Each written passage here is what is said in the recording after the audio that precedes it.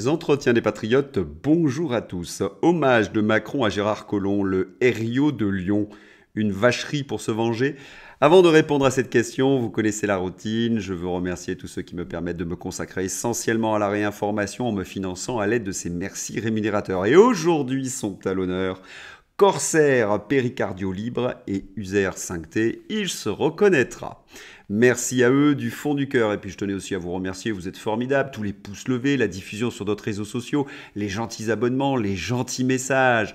On ne lâche rien donc. Et vous avez été très nombreux à réagir à ma dernière vidéo. Vous m'écrivez « Non, Emmanuel Macron ne peut pas chuter, il est protégé par le système ». Ce n'est pas entièrement faux, mais il y a suffisamment de scandales qui atteignent toute l'Union européenne, toute la caste européiste. Alors, on va énumérer toutes ces crises. Il y a la crise de l'immigration et vous voyez que dans tous les pays européens, cela commence à grogner, que dis-je. Il y a maintenant des révoltes contre cette politique européiste. Il y a une crise économique majeure qui se profile. Si on pense que celle que nous vivons est la crise économique, on se trompe. Celle qui arrive est bien pire.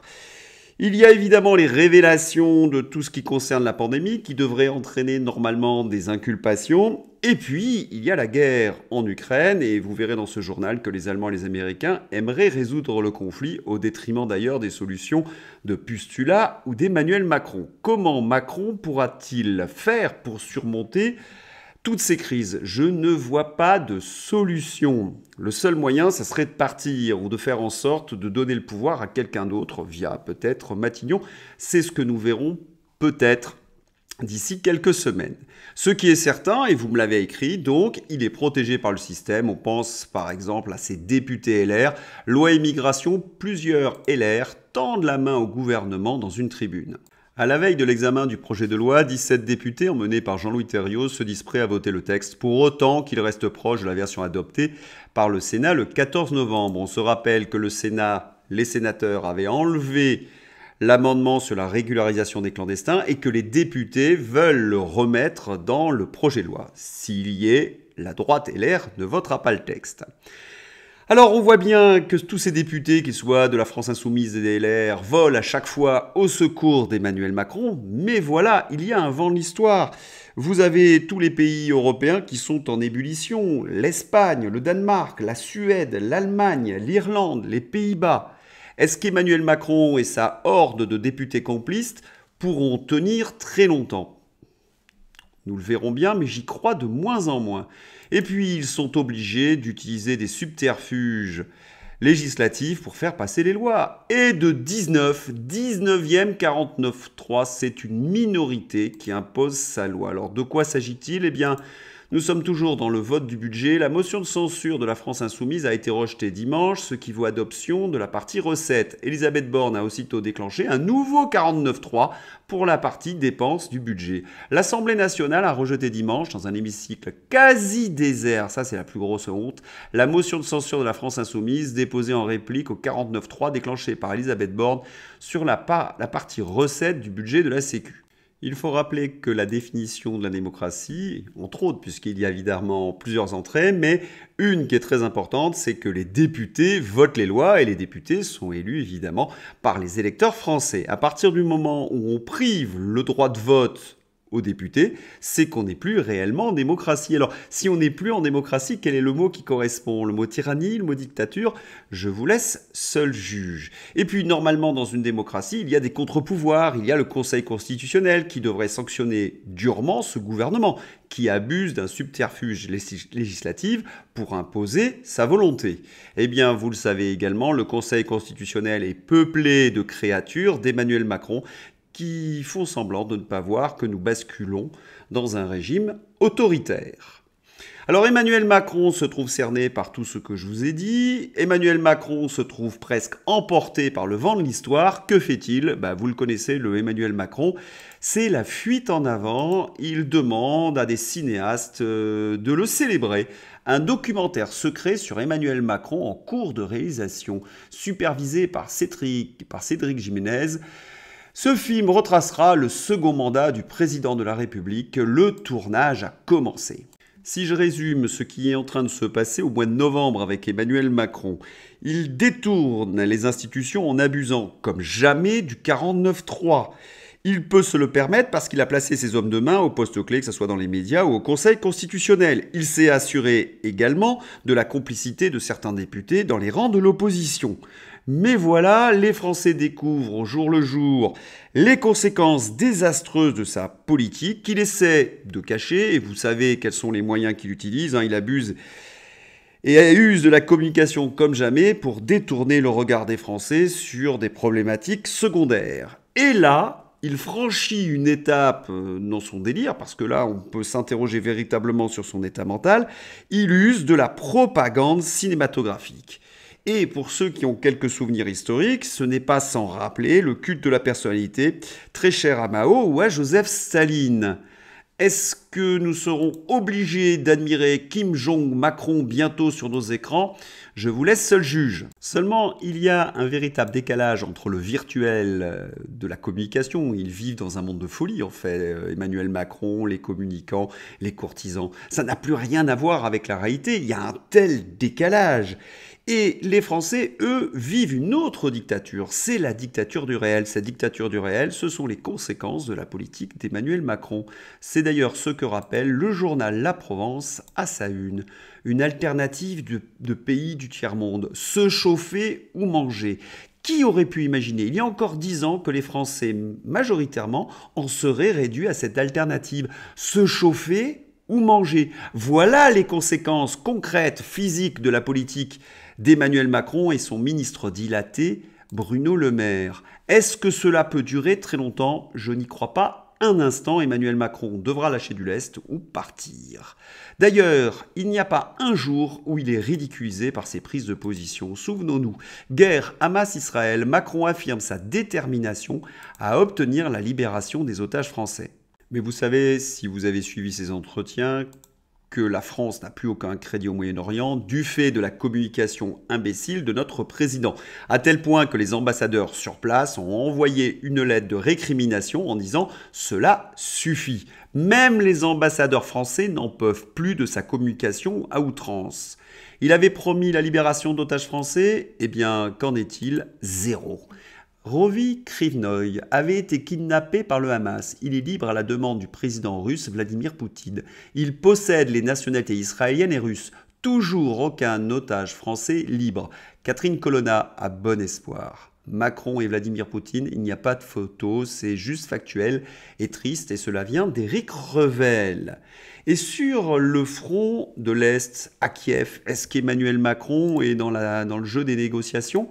Eh bien, le journal Bild nous apprend qu'il y a un plan secret pour l'Ukraine qui unirait le président Joe Biden et le président allemand, le chancelier allemand Scholz. Selon le journal allemand Bild, le chancelier Scholz et le président américain Joe Biden vont bientôt mettre fin à la guerre russo-ukrainienne. Si vous avez suivi ces entretiens, vous en connaissez les raisons, nous les avons suffisamment développées.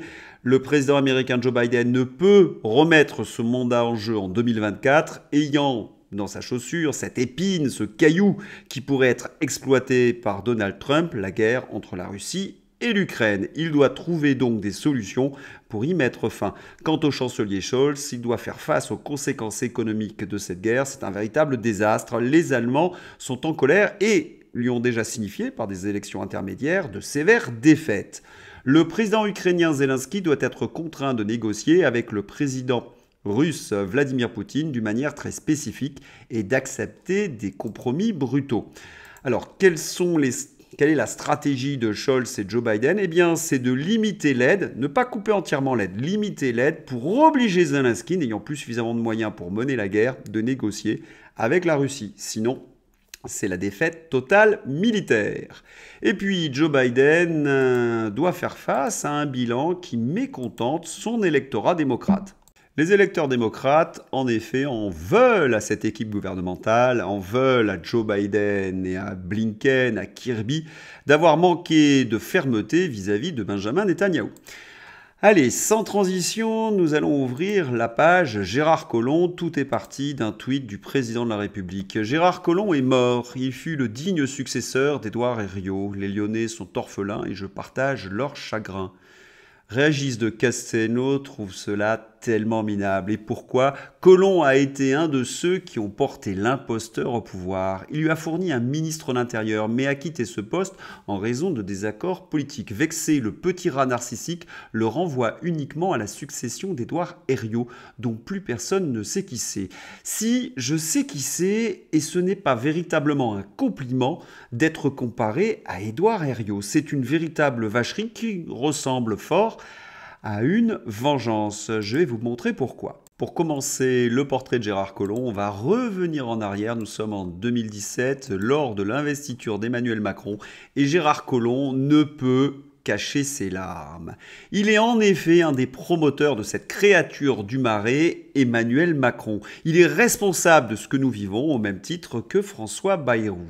Ah, il va vite déchanter Collomb, parce qu'il va découvrir qui se cache derrière Emmanuel Macron et il démissionnera avec fracas. Officiellement, c'est pour rejoindre la mairie de Lyon, mais Gérard Collomb a fourni un témoignage assez édifiant. Gérard Collomb a alors expliqué précisément le fond du désaccord qu'il avait opposé au président de la République à l'époque. Il y a 4 ans, les problèmes migratoires étaient déjà extrêmement importants. La Commission européenne avait lancé l'idée de centres contrôlés pour accueillir les migrants. Peu après, les chefs d'État, réunis spécialement pour traiter les problèmes migratoires, reprennent ce projet. Emmanuel Macron s'y montrant l'un des plus favorables, détaille-t-il, affirmant que le président français a proposé d'installer l'un des centres à Marseille ou à Toulon devant le refus des pays du Maghreb et de l'Albanie d'accueillir ces structures. Il demande au préfet de l'époque, Pierre Dartout, d'y travailler. Je suis alors ministre de l'Intérieur et je suis à fond contre ce projet, ajoute Gérard Collomb, selon qui, une fois que les migrants sont entrés sur le sol français, il est presque impossible de les en déloger, tant les accords de Dublin entre pays européens sont peu respectés. C'est donc ce différence sur la politique migratoire qui a poussé Gérard Collomb à démissionner de manière fracassante. Et on se souvient de cette phrase qu'il a prononcée lorsqu'il a quitté la place Beauvau. « Aujourd'hui, on vit côte à côte, je crains que demain, on ne vive face à face. » Oui, une véritable prophétie lorsqu'on regarde les pages faits divers de nos quotidien. Mais il y a quelque chose de très socialiste dans Gérard Collomb. Il est capable d'analyser d'où vient le mal, Emmanuel Macron, mais en même temps, il permet sa réélection. C'est quelque chose de stupéfiant. Si je m'étais exprimé avant la présidentielle, Marine Le Pen aurait pu être élue. À en croire Gérard Collomb, la vraie raison de son départ serait donc, je l'ai montré, la politique migratoire, même s'il confesse avoir longtemps voulu taire cet aspect. Si j'avais dit cela à l'époque, j'aurais gravement nui à Emmanuel Macron. Si je m'étais exprimé avant la présidentielle, mon intervention aurait pu inverser le résultat de cette élection et Marine Le Pen être élue. C'est pourquoi je me suis tu, expose-t-il. C'est l'accueil de l'Océan Viking en complet revirement de la décision de ne pas accueillir l'Aquarius 4 ans auparavant qui lui dicterait sa nouvelle prise de parole. C'est tout le paradoxe de ce socialiste. Il est capable de se lamenter des agressions que subissent les Français, mais il fait réélire Macron, la principale cause de ces agressions du fait de sa politique migratoire et de son laxisme judiciaire. Il y a quelque chose en effet d'Édouard Herriot dans Gérard Collomb. Et lorsqu'on regarde son bilan Place Beauvau, eh bien là encore, il n'y a rien d'admirable. La délinquance n'a fait qu'augmenter lorsqu'il était ministre de l'Intérieur. Quand on regarde les chiffres de 2022, c'est-à-dire le bilan de Darmanin, là on bat des records. Au quotidien, qu'est-ce que cela signifie, ces chiffres de la délinquance? Eh bien cela nous est rappelé sur CNews. C'est 120 attaques au couteau par jour. Et c'est un chiffre de 2019, un chiffre de Gérard Collomb. Chacun est confronté au fait que plus personne n'échappe à ce genre de menaces. Il faut arrêter de s'habituer, il va falloir se mobiliser. Quand on dit que plus personne n'échappe à ce genre de menaces, c'est ce qui est arrivé à 2 septuagénaires à Amboise. Ils ont été attaqués au couteau dans un centre commercial Leclerc. L'auteur des faits est un migrant marocain. N'oubliez pas que le vrai problème dans les attaques au couteau, c'est la récupération qui en découle. Dans une certaine mesure, Gérard Collomb est un complice d'Emmanuel Macron. C'est là qu'intervient le parallèle avec Édouard Herriot. Édouard Herriot, si je devais le définir en 2 mots, eh bien, c'est aveuglement et compromission. On se rappelle tous de son voyage en Union soviétique. Eh bien, Édouard Herriot a traversé un des plus grands massacres de l'histoire. Il n'y a strictement rien vu. Un Herriot visite l'Ukraine où s'y vit alors une famine épouvantable, l'Holodomor. Aveuglé par la propagande soviétique et les figurants se dressant sur son passage, les fameux villages Potemkin soviétiques, Édouard Herriot ne se rend pas compte de la famine qui sévit dans ce pays et qui a fait plusieurs millions de morts, et déclare n'avoir vu que des jardins potagers de kolkhoz admirablement irrigués et cultivés. Lorsqu'on soutient que l'Ukraine est dévastée par la famine, permettez-moi de hausser les épaules. Cela vous donne une idée du personnage. On m'assure, me dites-vous, que cette contrée vit à cette heure une époque attristée. Or, je n'ai constaté que la prospérité. Dans cet aveuglement d'Édouard Herriot, victime de la propagande stalinienne, il y a un peu de la naïveté de Gérard Collomb, qui a cru qu'Emmanuel Macron était le Mozart de la finance. Ah, mais les yeux se sont désilés. Et comment a agi Édouard Herriot pendant la Deuxième Guerre mondiale, et notamment vis-à-vis de Pétain? Eh bien, il y a de l'en même temps chez Édouard Herriot. Devant l'avance allemande, il suit le gouvernement, donc Édouard Herriot, à Bordeaux, puis à Clermont-Ferrand et enfin à Vichy. Devant l'Assemblée nationale, réunion des deux chambres, réunies dans l'opéra de la station thermale, lors du vote des 9 et 10 juillet 1940, il rend hommage au maréchal Pétain. Et oui, il est un maréchaliste. Le 9 juillet, autour de monsieur le maréchal Pétain, dans la vénération que ce nom inspire à tous, notre nation s'est groupée en sa détresse. Prenons garde de ne pas traiter l'accord qui s'est établi sous son autorité. Nous aurons à nous réformer, à rendre plus austère une république que nous avions faite trop facile, mais dont les principes gardent toutes leurs vertus. Et après avoir défendu les députés embarqués sur le Massilia, Édouard Herriot s'abstient volontairement lors du vote du 10 juillet d'accorder les pleins pouvoirs au maréchal Pétain. Il y a du en même temps chez Édouard Herriot. D'un côté, on célèbre le maréchal Pétain, et puis de l'autre côté, on s'abstient parce qu'on est roublard, on se dit « oulala, l'histoire pourrait me juger ». Et on retrouve la même attitude d'Édouard Herriot en 1944, où il va collaborer, ni plus ni moins, avec les Allemands et Laval. En août 1944, les Alliés approchant de Paris, Laval, qui craint que Pétain essaie de traiter avec Eisenhower, voire avec le général de Gaulle, tentative de l'amiral Offand, et lui laisse le mauvais rôle, se rend dans la capitale afin de réunir l'ancienne Assemblée nationale dans le but de lui remettre le pouvoir et de barrer ainsi la route aux communistes et au général de Gaulle. Avec l'accord du gouverneur allemand de Paris, Otto Abetz, le 12 août, il va chercher Édouard Herriot, qui était en prison, le fait libérer et le ramène à Paris avec son assentiment. Il fait contacter Jules Jeanneret, président du Sénat, qui ne répond pas. Herriot, dans un premier temps, est favorable au plan de Laval, temporise et finit par refuser de décider en l'absence de Jeanneret. Voilà, Édouard Herriot, c'est quelqu'un de gauche qui s'est approché de la droite, c'est le en même temps avant l'heure, c'est quelqu'un qui a été incapable de voir la réalité du régime soviétique, qui a collaboré avec le régime de Philippe Pétain, voire de Laval, malgré quelques positions qui lui ont valu de la prison. Et c'est cet homme dont Macron explique que Gérard Collomb est le digne successeur. Mais on a envie de retourner, dans une certaine mesure, le compliment à Emmanuel Macron. Si Gérard Collomb et Édouard Herriot, qui est-il Emmanuel Macron? Philippe Pétain? Laval? Je vous laisse répondre. Allez, on va terminer par une blague, la Black Friday. Elle nous vient du Gorafi. Black Friday, elle fait l'affaire du siècle en cliquant sur supprimer mon panier. Comme chaque année, des millions de Français profitent du Black Friday pour faire des super affaires. Lucie V, elle, a fait l'affaire du siècle. Elle a supprimé son panier. Voilà, j'espère que vous avez apprécié ce journal. Je vous souhaite une excellente journée. À bientôt. Au revoir.